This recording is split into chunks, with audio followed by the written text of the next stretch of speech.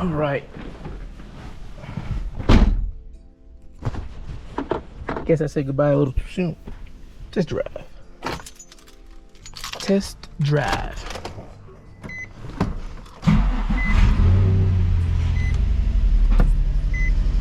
Make sure there ain't nothing around the car right quick.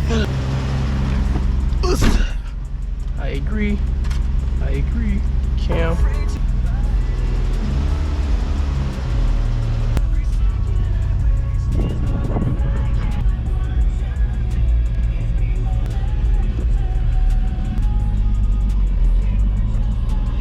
Diff.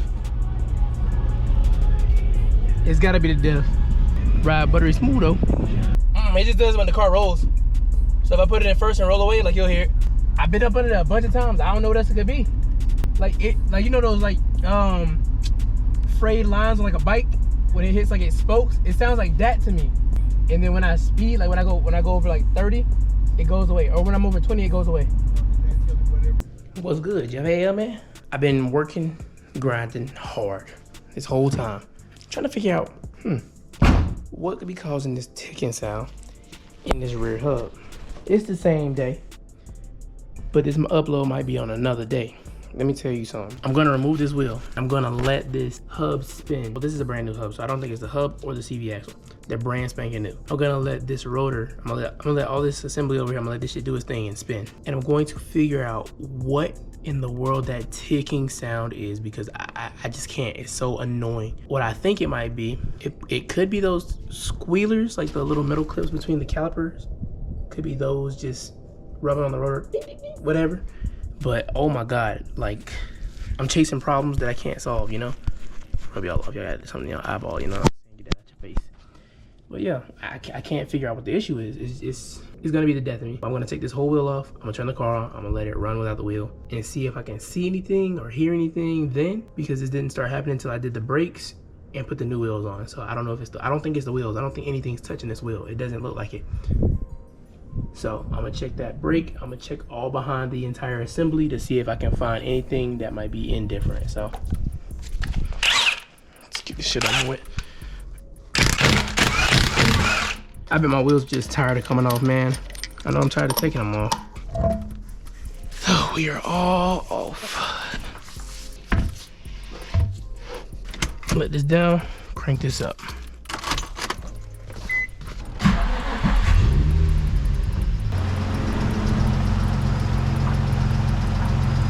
I don't hear it. I only hear it when the wheel's on. Can't be this because this is rotating with the wheel. I'm gonna give it some. See if the ticking comes back then. Didn't hear it then. So where in the world is the wheel? I'm cutting it, hold on.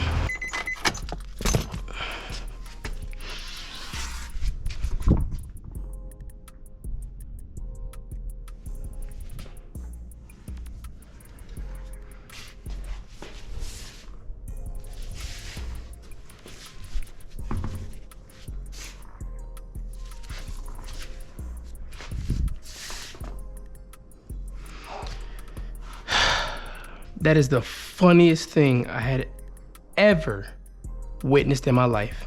That is hilarious. Cause I was thinking back, I was like, I didn't hear these with my original Nissan rims. I don't know what's inside of here, but it's ticking on the rim. That's stupid. Absolutely dumb. Beyond me. It's okay. We're gonna take that rim to the shop, get it popped open, and see what is in there doing that. Because it's annoying. All right. I think that it's in here. Like, y'all hear that? I'm going to lay this down right here and see if any of these rims up here will fit. And if they do, we could take it down the street, see if that sound is gone.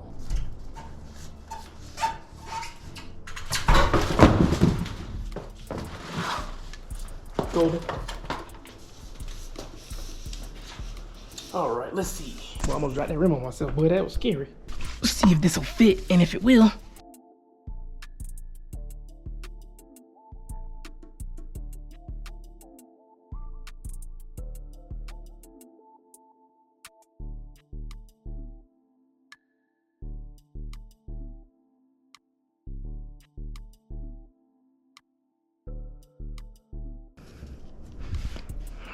Can't tighten them with my hand.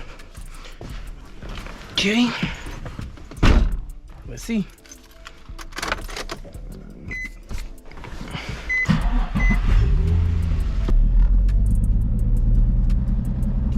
No way. Yeah, I don't fucking know then, dude. I just don't know. I was hoping that was my problem, and that's not my problem. It's the worst.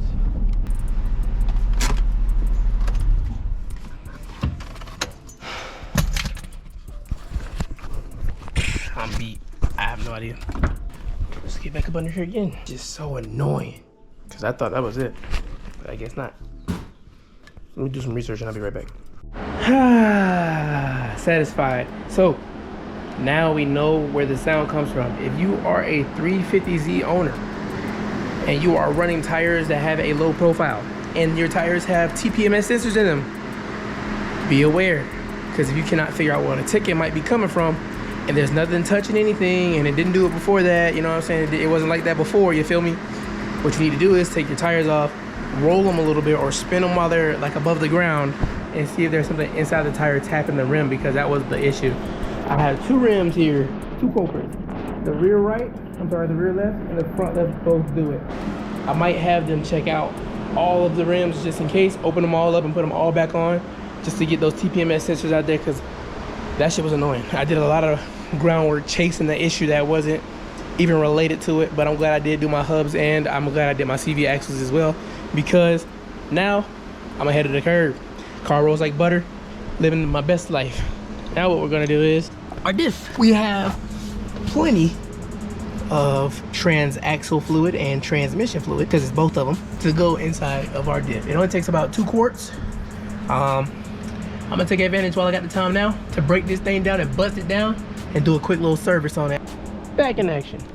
I got my finish line shirt on. I don't really care if it gets oily or dirty, so go ahead and rub these gloves off. My brother he used a 3/8 on his Tahoe. That might be a little loose booty.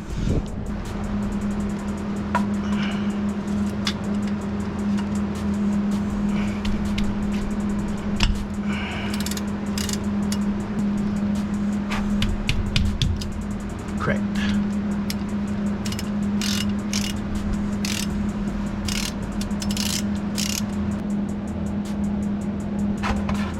Oh shit. Oof.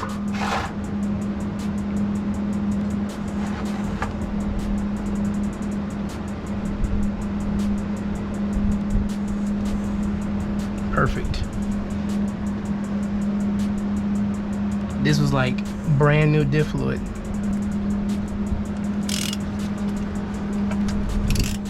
Oh, come on, wind. Stop being dicks. Now you want to be all windy for no reason. Let's go ahead and get this the rest of the way out of here. Shame. This out of here. Because we need to fill it now. This way it doesn't fall over.